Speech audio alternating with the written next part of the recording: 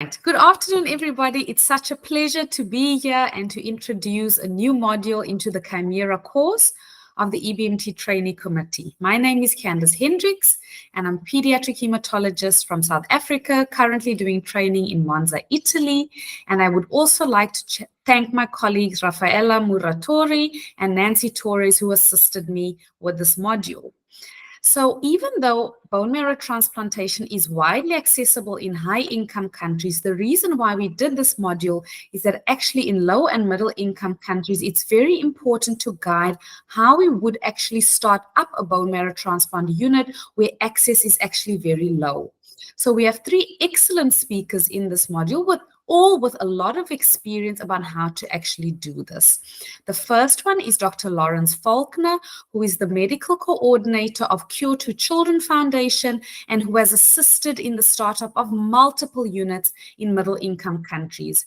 He will explain the strategies that they have used to improve outcomes and what they have done to change these strategies over the years to try and improve the approach.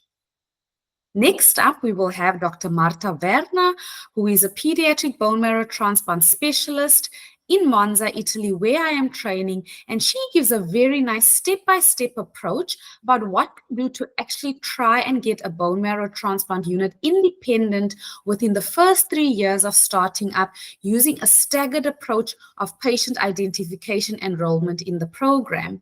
And finally, we get the nurse's perspective. We all know that bone marrow transplant units cannot function without nurses. And Ms. Eugenia Trigoso gives us a fantastic approach about how to actually implement the nursing part of BMT startup using the actual nurses on ground, local experience and integrating the approach to actually improve the outcomes in patients.